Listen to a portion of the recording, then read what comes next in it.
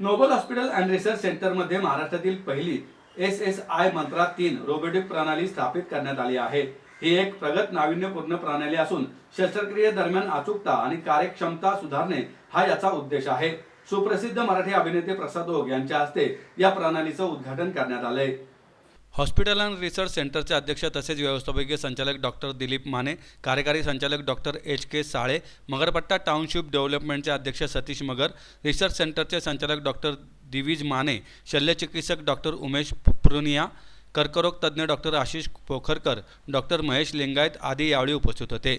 या रोबोटिक प्रणालीमध्ये शस्त्रक्रियेतील नाविन्यपूर्ण तंत्राचा समावेश करण्यात आला आहे। यामध्ये 5 आटोपशीर रोबोटिक्स आर्म्स, शल्यचिकित्सकांसाठी अद्वितीय प्रतिमा प्रदान करणारे इमर्सिव्ह 3D HD हेडसेट, संपूर्ण सर्जिकल टीमसाठी 3D 4K इमेजिंग प्रदान करणारे विजन कार्ट यांचा समावेश असल्याची माहिती हॉस्पिटल व रिसर्च सेंटरचे व्यवस्थापकीय संचालक डॉक्टर माने यांनी दिली। उद्घाटक अभिनेते प्रसाद ओक म्हणाले, हे रोबोटिक तंत्रज्ञान पाहून मी भारावून गेलो। 90च्या दशकात रोबोट डान्सचे फॅड होते, त्यानंतर रजनीकांतचा आलेला रोबोट हा चित्रपट आणि आता वैद्यकीय क्षेत्रात रोबोटिक प्रणाली हा तंत्रज्ञानाचा प्रवास थक्क करणारा आहे। ही यंत्रणा मी प्रत्यक्षात पाहिली व अनुभवली आहे। त्यातील अचूकतेमुळे डॉक्टरांचे काम सोपे होते आणि जेव्हा डॉक्टरांचं काम सोपे होते तेव्हा रुग्णाच्या मनावरचा भार कमी होतो। या तंत्रज्ञानामुळे वैद्यकीय क्षेत्राला चांगली गती मिळून रुग्णांना त्याचा मोठा लाभ मिळेल। नोबेल हॉस्पिटल अँड रिसर्च सेंटरचे कर्करोग तज्ज्ञ डॉक्टर पोखरकर म्हणाले, ही रोबोटिक यंत्रणा सर्जिकल तंत्रज्ञानाच्या नव्या युगाची सुरुवात आहे। या प्रणालीचा वापर सामान्य शस्त्रक्रिया, हृदय व छातीच्या पोकळीतील विकार, मूत्रविकार व स्त्रीरोग अशा अनेक गुंतागुंतीच्या शस्त्रक्रियांसह रुग्णांसाठी जीवनदायी प्रक्रिया म्हणून काम करेल। नुकतीच या प्रणालीद्वारे पहिली शस्त्रक्रिया यशस्वीरित्या करण्यात आली आहे। नोबेल हॉस्पिटलचे कार्यकारी संचालक डॉक्टर साळे म्हणाले, छोट्या उपकरणांद्वारे देखील बोटांच्या टोकाच्या आकाराएवढे कमीत कमी छेद केल्यामुळे रुग्ण लवकर बरे होण्याची प्रक्रिया जलद होऊ शकते। लॅप्रोस्कोपिक आणि खुल्या शस्त्रक्रियेच्या तुलनेत या छोट्या उपकरणांच्या हालचालींचे कार्यक्षेत्र अधिक चांगले असते।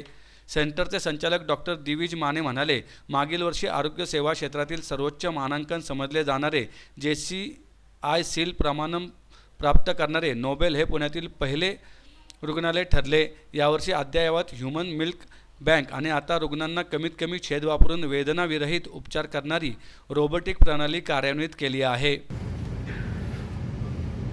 रुग्णांचा उपचार सुकर करणारी रोबोटिक शस्त्रक्रिया तंत्रज्ञानाने विविध क्षेत्रात मोठ्या प्रमाणात परिवर्तन घडवले आहे। आरोग्य सेवा क्षेत्रात सुद्धा त्याचा मोठा प्रभाव आहे। कृत्रिम बुद्धिमत्ता म्हणजे AI, रोबोटिक्स, डेटा अॅनालिटिक्स हे सगळे शब्द आता परवलीचे झालेत। एक सामान्य माणूस म्हणून आपल्या मनात प्रश्न नेहमीच पडतो की या सगळ्या तंत्रज्ञानाचा रुग्णांना किंवा सामान्य लोकांना काय फायदा आहे। शस्त्रक्रिया म्हटलं की आपल्याला धडकी भरते। आपल्यावर शस्त्रक्रिया होणार असो किंवा रुग्णालयात दाखल झालेल्या आपल्या प्रिय व्यक्तीवर शस्त्रक्रिया असो, ती यशस्वी होईल का, बरं व्हायला किती वेळ लागेल, आपण घरी कधी जाऊ शकू, आपलं काम परत कधी सुरू करू शकू, अशा वर्तमान आणि भविष्याच्या चिंता आपल्या मनात येत असतात। अर्थात वैद्यकीय क्षेत्रातल्या प्रगतीमुळे या अनेक गोष्टी सोप्या झाल्या आहेत, पण त्यातला अत्यंत महत्वाचा टप्पा म्हणजे रोबोटिक्स। जेव्हा आपले शल्यचिकित्सक किंवा सर्जन शस्त्रक्रियेदरम्यान रोबोटिक यंत्राचा वापर करतात तेव्हा त्याला रोबोटिक सर्जरी म्हणतात। याच्यामध्ये 3 महत्वाचे भाग असतात, जे मगाशी डॉक्टरांनी पण सांगितलं। रोबोटिक आर्म, जी शस्त्रक्रियेसाठी लागणारी छोटे छोटे उपकरण हाताळू शकतात। हाय डेफिनेशन कॅमेरा आणि सर्जिकल कन्सोल। कन्सोल ही अशी जागा असते जिथे बसून सर्जन कॅमेरा आणि उपकरण हाताळू शकतात। यात अनेक फायदे असतात। पारंपरिक आणि रोबोटिक शस्त्रक्रियेमधला मुख्य फरक म्हणजे बाधित असलेल्या जागेपर्यंत कसं पोहोचता येईल। पारंपरिक शस्त्रक्रियेच्या तुलनेत कमीत कमी छेद कसे वापरले जातील। रोबोटिक प्रणालीतल्या उपकरणांना त्यांचं कार्य करण्यासाठी शरीराच्या आत अत्यंत कमी जागा लागते, त्यामुळे शस्त्रक्रियेच्या दरम्यान पेशी, स्नायू आणि इतर अवयवांना कमीत कमी इजा कशी होईल याची काळजी घेतली जाते।